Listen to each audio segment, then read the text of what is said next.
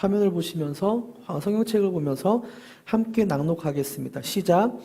하나님이 우리를 사랑하시는 사랑을 우리가 알고 믿었노니 하나님은 사랑이시라. 사랑 안에 거하는 자는 하나님 안에 거하고 하나님도 그의 안에 거하시느니라. 아멘. 오늘 함께 나눌 하나님의 말씀은 요한일서 4장 16절을 본문으로 분노의 아이콘에서 사랑의 사도가 된 요한, 분노의 아이콘에서 사랑의 사도가 된 요한이라는 제목으로 함께 말씀을 나누겠습니다. 유미성 시인의 세상에서 가장 아름다운 시라는 제목의 시가 있습니다. 저는 이 시를 알게 되고 참 행복한 느낌을 받았는데요. 여러분은 이 시를 들으면 어떤 느낌이 드는지 한번 좀 들어봐 주시면 감사하겠습니다. 세상에서 가장 아름다운 시. 사랑한다는 말보다 더 애절한 말이 있을 줄 알았습니다. 보고 싶다는 말보다 더 간절한 말이 있을 줄 알았습니다. 사랑하는 연인들의 호기심 어린 눈동자를 벗어나 그렇게 오랜 시간 동안 숨어있던 그대만을 위해 쓰여질 그 어떤 말이 있을 줄 알았습니다. 그대만을 위한 아주 특별한 고백을 할 수 있기를 바랬습니다. 하지만 난 오늘도 여전히 그대에게 사랑한다는 말 밖에는 다른 말을 찾지 못했습니다. 보고 싶다는 말 밖에는 그 어떤 그리움의 말도 찾지 못했습니다. 그래서 늘 언제나 그대에게 쓰는 편지의 시작은 사랑하는, 보고 싶은, 하지만 그 마음 너무나도 따뜻한 그대이기에 그대를 위해 쓰여진 내 평범한 언어들은 그대 마음속에는 별이 됩니다. 세상에서 가장 아름다운 시가 됩니다. 제가 낭독을 잘 못한 것 같은데요. 어때요? 이 시를 들을 때 여러분의 느낌은 어떻습니까? 어떤 마음이 드세요? 주관식은 어려우니까 객관식으로 해볼까요? 기분이 나쁘다 1번, 기분이 좋아진다 2번. 마음이 서글프다 1번, 마음이 따뜻해진다 2번. 사람은 원래 이렇게 사랑이라는 말을 들으면 괜시리 입가에 웃음이 생기고 마음이 따뜻해지는 것 같습니다. 그래서 유미성 시인도 세상의 가장 아름다운 시로 사랑을 표현하고 있는 거죠. 이렇듯 인간은 사랑을 주고 받는 것이 자연스럽게 창조되었습니다. 사랑이 도대체 무엇이길래 인간에게 따뜻한 마음을 주는 것일까요?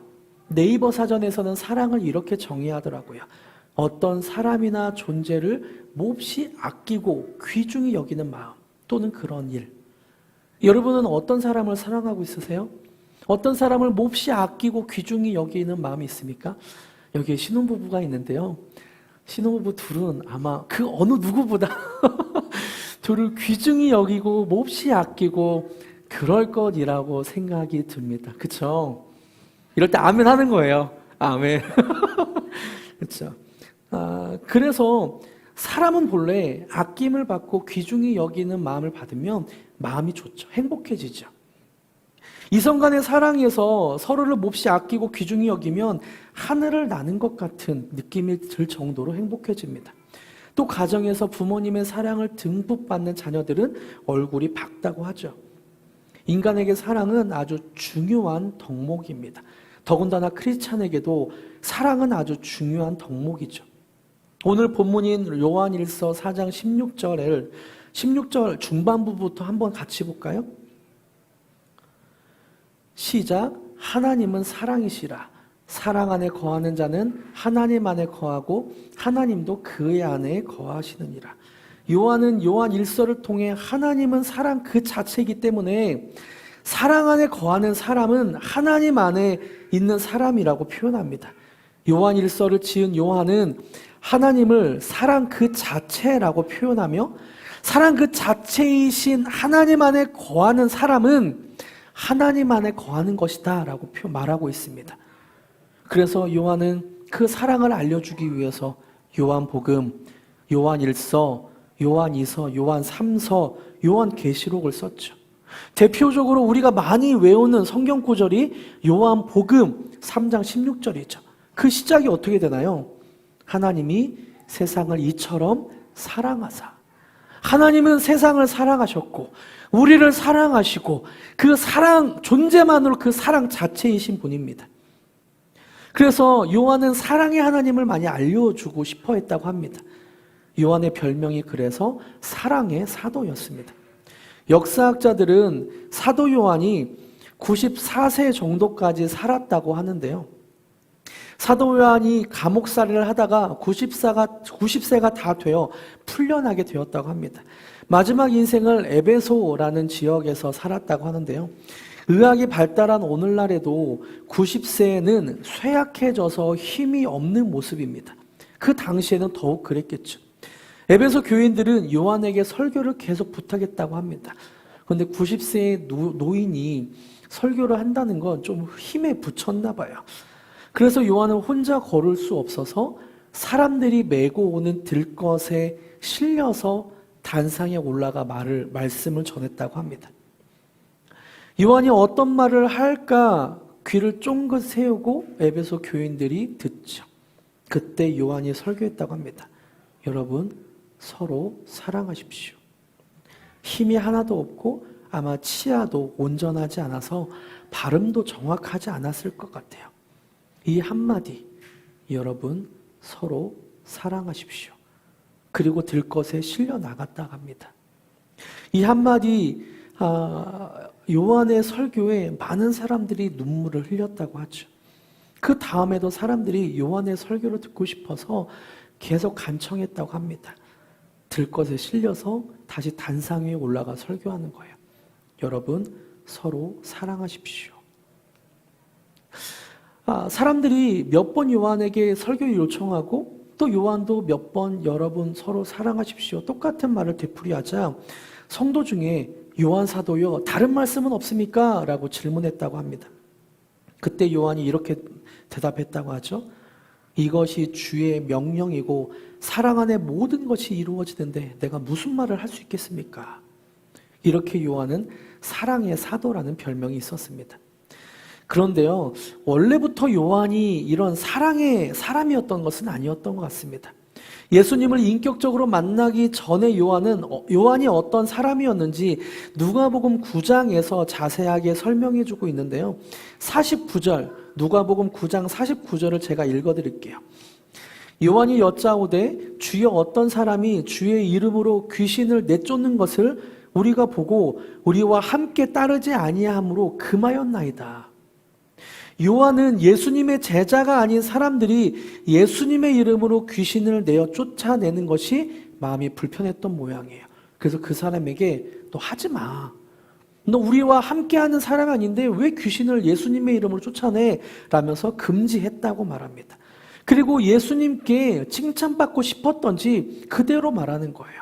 예수님, 글쎄 예수님을 따르지 않으면서 예수님의 이름으로 귀신을 쫓아내는 사람이 있더라고요. 그래서 제가 하지 못하게 했습니다. 그리고 그 뒷구절에 보니까 예수님이 사마리아의 어느 마을을 들어가려고 했습니다. 그런데 마을 사람들이 받아주지 않는 거예요. 예수님과 자신을 마을 사람들이 환영하지 않자 누가복음 9장 54절에서 요한이 말합니다. 우리말 성경으로 화면을 준비했는데요. 어떻게 말하는지 같이 한번 읽어볼까요? 시작. 제자인 야고보와 요한이 이것을 보고 주여 우리가 하늘에서 불을 불러 이 사람들을 멸망시켜 달라고 할까요? 라고 물었습니다. 하늘에서 불을 불러 이 사람들을 멸망시켜 달라고 할까요? 성경이니까 조금 점잖하게 이야기한 것 같아요. 오늘날 사람들이 또는 제가 이 말을 표현한다면 이렇게 표현할 것 같아요.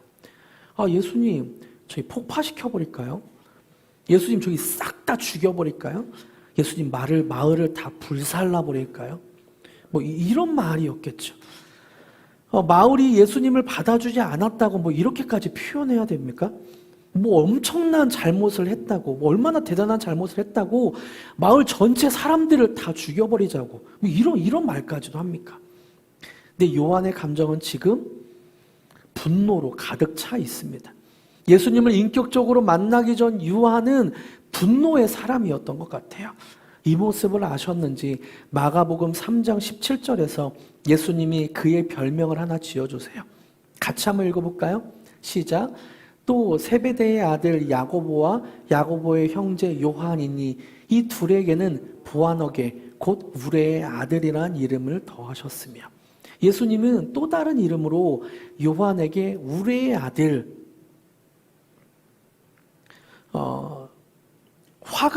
화를 많이 내면 우레의 아들, 번개의 아들, 천둥의 아들이라는 뜻을 붙여주셨습니다. 화가 나면 천둥이 치듯 성질을 부린다는 의미이죠. 이것을 통해 우리는 알 수 있는 것이 있습니다. 요한도 분노가 많았구나. 요한도 화를 많이 냈던 성격이었구나. 다혈질이었던 것 같다. 이런 것을 알 수 있죠. 요한은 화를 많이 냈던 모양입니다. 생각해보면 아무리 나이스하고 친절해 보이는 사람이라도 어떤 부분에서 버튼이 딱 눌리면 화를 내는 경향이 있는 것 같아요. 사람들은 저마다 분노하는 버튼이 다 있는 것 같습니다. 예를 들어서 제가 한번 설명을 해볼까요? 우리가 같은 한 팀으로 축구를 한다고 한번 생각해 보세요. 여러분은 어떤 순간에 화가 나는지 한번 생각해 보십시오. 어떤 사람은 다른 사람이 수비를 잘 못해서 골을 먹으면 다른 사람 탓을 하면서 분노가 생기기도 하고, 어떤 사람은 자기가 실수해서 팀이 지게 되면 자신에게 분노가 생기기도 합니다. 또 어떤 사람은 지는 것까지는 괜찮은데 상대편이 골을 넣고 놀리면, 놀리는 세레모니를 하면 분노가 생기는 사람이 있는 반면에, 또 어떤 사람은 자신이 골을 넣었는데 같은 편이 함께 기뻐해 주지 않는 거예요. 그러면 분노할 수 있고, 상대팀이 나를 밀어서 넘어지면 아파서 분노하는, 화가 나는 경우도 있습니다. 또 상대팀이 반칙을 해서 골을 넣었는데 심판이 공정하지 않게 편파 판정을 하는 거예요. 그러면 화가 나기도 하죠. 저마다 분노 버튼이 다르지만 아무리 친절하고 상냥해 보이는 사람이라도 자신의 분노 버튼이 딱 누르면 주체하지 못하는 화를 내는 경우를 우리는 보게 됩니다. 요한은 어떤 부분에서 분노 버튼이 있었습니까? 예수님과 자신을 거부하는 사람을 못 견디는 거예요. 내 편과 네 편을 가르고 상대편이 자신에게 도전해 오는 것에 분노를 느끼고 있는 것입니다. 여러분에게는 어떤 분노 버튼이 있으세요? 이렇게 분노가 있다는 것을 뒤집어 생각해 보니까, 다시 생각해 보니까 열정이 넘친다는 의미이기도 합니다. 분노는 사실 열정이 다듬어지지 않은 부분이기도 하죠. 아까 말했듯이 우리가 한 팀이 되어 축구를 한다고 한번 생각해 보세요. 가장 많이 소리치고 가장 열심히 하는 사람이 누구일까요? 축구를 좋아하고 축구를 이기고 싶은 사람, 열정 있는 사람, 그런 사람이죠. 이 열정을 잘 다스리지 못하면 파괴적이 되어서 화를 내고 다른 사람들에게 그 분노를 표출하게 됩니다. 반면에 예수님 안에서 그 열정을 잘 다스리면 많은 부분에서 결과물을 내고, 축구에서 좋은 승리라는 결과물을 내고 다른 사람에게 좋은 영향을 끼칠 수도 있죠. 사도 요한도 한번 보세요. 예수님 안에서 그 열정을 잘 다스리니까 요한복음, 요한 1서, 요한 2서, 요한 3서, 요한 계시록을 쓰게 되었습니다. 뿐만 아니라 말년까지, 노년까지, 94세까지 살면서 많은 사람에게 사랑을 전하는 그런 사도가 되었죠. 이랬던 요한이 예수님 안에서 우레의 아들이 아닌 사랑의 사도로 변하게 되었던 그런 과정이 성경에는 자세히 나와 있습니다. 예수님 안에 열정이 잘 다스려져서 믿음의 후배들에게 성경을 쓰게 되고, 또 예수님의 어머니 마리아를 마지막까지 보필해 주었던 그 열정이 잘 다스려지게 되었던 그 과정을 성경에서는 쓰여져 있는데요. 요한일서 1장 3절에 그 내용이 나옵니다.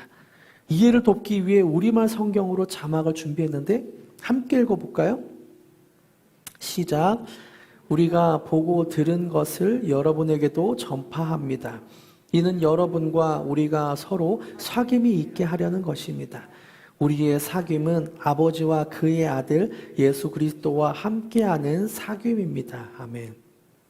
예수님과 요한의 관계를 정의하자면 하나님과 인간, 스승과 제자와 같은 표현보다 더 정확하게, 더 구체적으로 표현할 수 있는 문장이 있습니다. 그것은 무엇이냐면 예수님과 친밀한 사귐이 있던 관계였다. 요한은 예수님과 만남을 넘어 친밀한 사귐을 하는 사이였습니다. 예수님과 친밀한 사귐을 알려주고 싶었던 요한은 성도들에게 말하는 거죠. 우리가 보고 들은 예수님의 친밀한 사랑을, 친밀한 사귐을 여러분에게 전파합니다. 이것은 예수님과 함께하는 친밀한 사귐입니다. 요한은 예수님과 친밀한 사귐을 알았고 이것을 성도들에게 알려주고 싶어 했습니다. 요한이 예수님과 친밀하기 전에 보아너게 우리의 아들처럼 화를 잘 내는 사람이었지만 예수님과 친밀해질수록 사랑의 사도로 변하게 된 것이죠. 요한복음 13장 23절을 보세요. 얼마나 친밀했는지. 예수의 제자 중 하나 곧 그가 사랑하시는 자가 예수의 품에 의지하여 누웠는지라. 요한은 자신이 쓴 복음서인 요한복음에서 자기 자신을 이렇게 표현하고 있어요. 그가 사랑하시는 자. 얼마나 예수님이 자신을 사랑하는 것에 대한 확신이 있었는지 자기를 이렇게 표현해요. 그가 사랑하시는 자. 요한복음 13장과 함께 21장 20절에서도 요한은 자기를 표현합니다. 같이 한번 읽어볼까요? 시작. 베드로가 돌이켜 예수께서 사랑하시는 그 제자가 따르는 것을 보니 그는 만찬석에서 예수의 품에 의지하여. 13장과 함께 21장에서도 예수께서 사랑하시는 그 제자라고 자신을 표현하고 있습니다. 얼마나 자신이 예수님의 사랑을 많이 받는지 확신하는 모습이죠.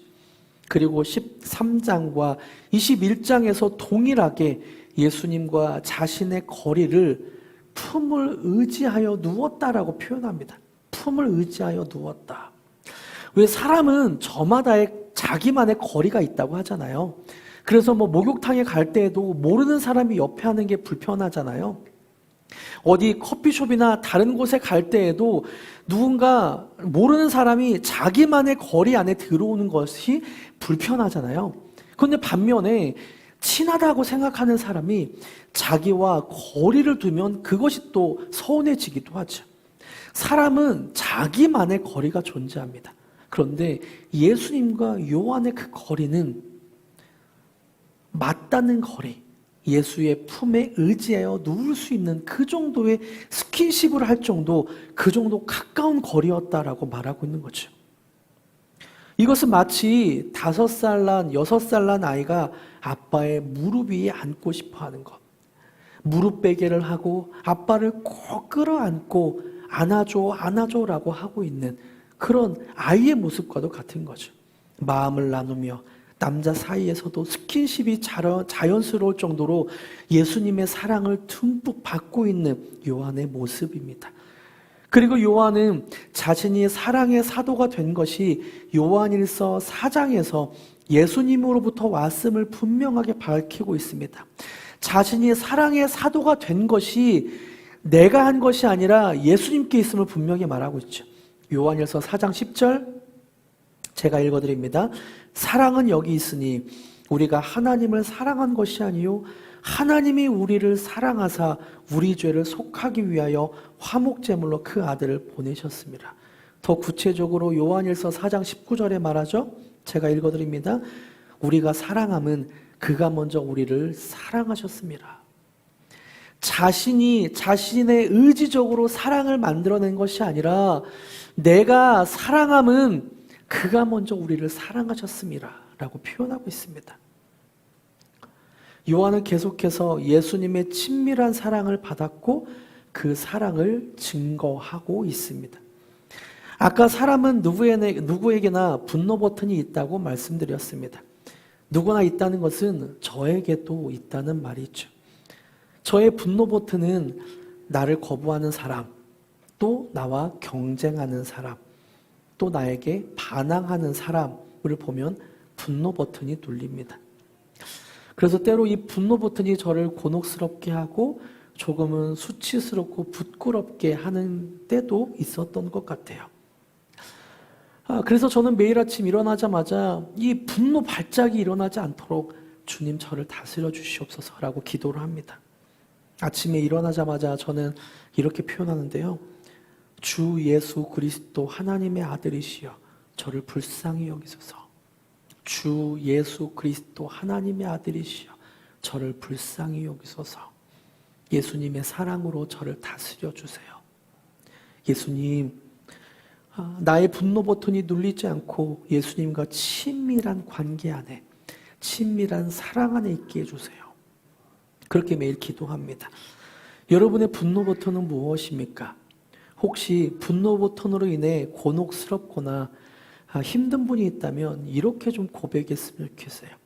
예수님 저를 다스려 주세요. 예수님의 사랑으로 저를 충만하게 해주세요. 예수님과 오늘도 친밀한 사귐이 있게 해주세요. 예수님의 사랑 안에 거하게 해주세요. 말씀을 맺겠습니다. 요한복음 1장에서는 예수님이 침례 받으시는 장면이 나옵니다. 예수님이 침례를 받으실 때 하늘에서 하나님의 소리가 있었습니다. 너는 내 사랑하는 아들이라. 내가 너를 기뻐하노라. 그리고 하늘에 비둘기와 같은 성령님이 예수님의 머리 위에 오셨습니다. 이 장면을 꼼꼼히 살펴보면 성부 하나님과 성자 예수님 그리고 성령님이 함께 등장하시는 것을 발견할 수 있습니다. 이것을 팀 켈러 목사님은 삼위의 하나님이 사랑의 춤을 추셨다라고 표현합니다. 세 분이서 함께 잘 짜여진 사랑의 트위스트 내지 사랑의 탱고를 추시는 장면, 그 장면을 한번 상상해 보세요. 예수님이 이제 침례를 받으실 때 하나님과 성령님이 얼마나 기쁘셨는지 그 장면에 나타나십니다. 등장하세요. 그리고 세 분이서 손을 맞잡고 또 때로 어깨동무를 하면서 아름다운 사랑의 춤을 춥니다. 서로를 향해 웃으며 따뜻한 사랑을 나누며 그 기쁨에 겨워서 춤을 추며 그 사랑을 나누는 거예요. 그리고 이런 사랑의 춤을 우리에게도 함께 하자고 하십니다. 요한복음 17장 20절부터 24절까지 보면 제자들을 향한 그리고 우리를 향한 예수님의 기도가 나옵니다. 우리에게 쉐리 댄스, 하나님과 성령님과 예수님과 그 사랑의 춤 추는 것을 너희도 함께 하자. 쉐리 댄스 하고 있는 모습, 그 기도를 하고 있는 거죠. 같이 한번 천천히 묵상하시면서 한번 읽어볼까요? 시작. 내 기도는 이 사람들만을 위한 것이 아닙니다. 이 사람들이 전하는 말을 듣고 나를 믿는 사람들을 위해서도 기도합니다. 아버지여, 아버지께서 내 안에 계시고 내가 아버지 안에 있는 것 같이 그들도 모두 하나가 되게 하시고 그들도 우리 안에 있게 해 아버지께서 나를 보내셨다는 것을 세상이 믿게 하소서. 아버지께서 내게 주신 영광을 내가 그들에게 주었습니다.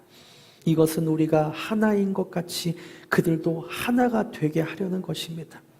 내가 그들 안에 있고 아버지께서 내 안에 계신 것은 그들이 완전히 하나가 되게 하려는 것입니다. 그것은 또 아버지께서 나를 보내신 것과 아버지께서 나를 사랑하신 것처럼 그들도 사랑하셨다는 것을 세상이 알게 하려는 것입니다. 아버지여, 아버지께서 내게 주신 사람들이 내가 있는 곳에 나와 함께 있어 내 영광, 곧 아버지께서 세상이 창조되기 전부터 나를 사랑하셔서 내게 주신 영광을 그들도 보게 하소서. 아버지여, 아버지와 내가 하나인 것 같이 저들도 함께 하나가 되게 하소서. 이 구절을 설명하면서 조지 마스데인이라는 신학자는 이렇게 말합니다. 그처럼 한없이 선하고 완전하며 영원한 존재가 무엇 때문에 창조를 계획하셨을까?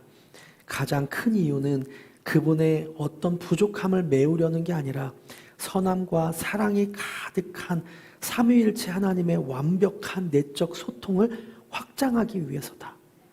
하나님의 기쁨과 행복 그리고 완전함 가운데 누리는 즐거움을 피조물에게 거룩한 행복과 희열을 전달하는 소통을 통해 바깥으로 표현된다. 완전한 의로움과 아름다움, 그 사랑이 하나님으로부터 쏟아져 나와서 피조물들을 하나님의 기쁨과 즐거움 속으로 갈수록 더 깊이 끌어들인다. 하나님과 피조물이 사랑으로 하나가 되는 연합이다. 하나님과 피조물이 사랑으로 하나가 되는 연합이다. 우리가 하나님과 사랑으로 하나가 되는 연합 가운데 우리를 초대하고 계십니다. Shall we dance? 함께 예수님과 하나님과 성령님이 주셨던 그 사랑의 춤을 너희도 추지 않겠니? 하나님과 예수님, 성령님이 추시는 사랑의 춤 속으로 우리를 초대하십니다. 사랑의 춤 속에서 즐거움과 사랑을 누리며 하나님의 영광을 경험하도록 우리를 초대하시죠. 이런 예수님의 사랑 안에 완전히 하나 되는 저와 여러분이 되길 축복합니다. 함께 그 사랑이라는 곡을 찬양하시면서 주님, 하나님의 사랑을 우리가 더 깊이 알게 하여 주시옵소서. 기도하는 마음으로 함께 찬양합시다. 아버지 사랑 내가 노래해, 아버지 은혜 내가 노래해, 그 사랑 변함없으신 거짓 없으신 성실하신 그 사랑, 상한 갈 때 꺾지 않으시는, 꺼져가는 등불 끄지 않는 그 사랑 변함없으심 거짓 없으심 성실한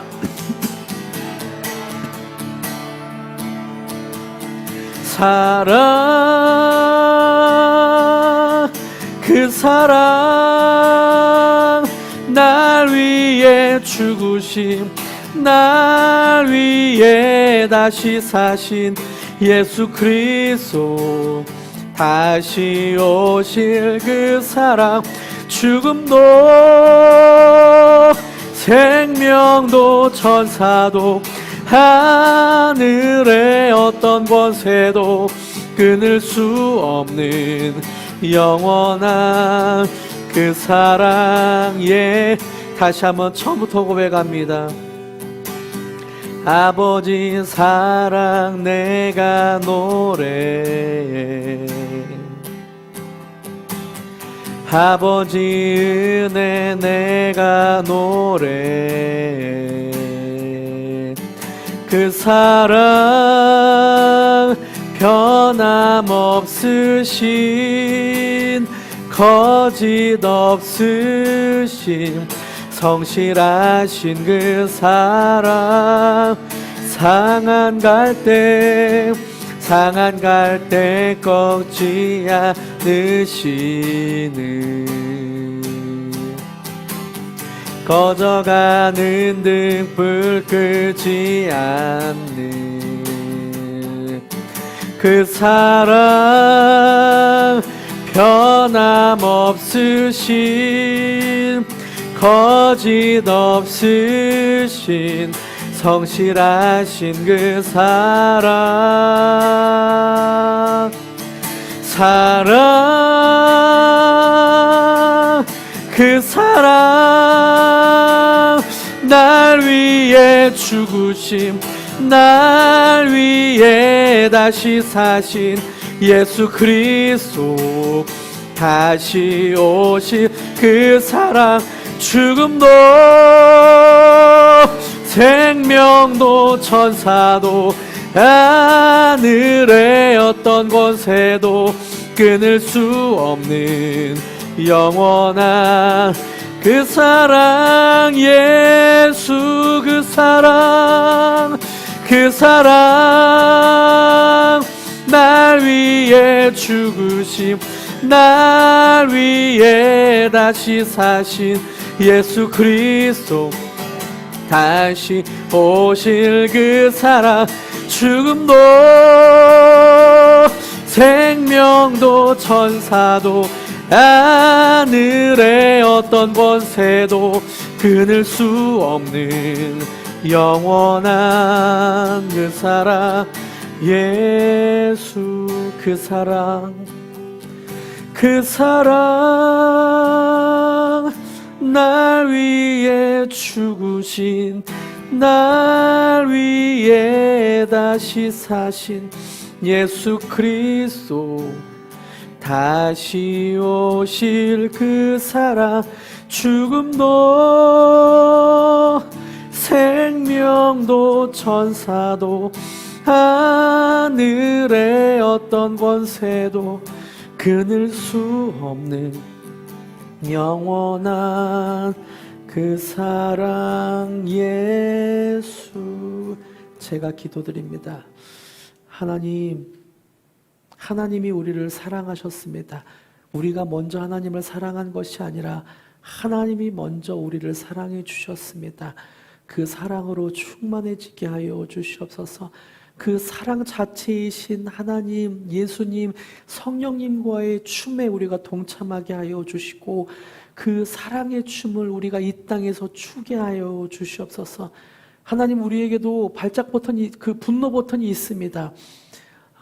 우리의 의지와 상관없이 분노가 생기고 화가 생기면 주변 사람들을 피곤하게 만들고 힘들게 하는 게 사실입니다.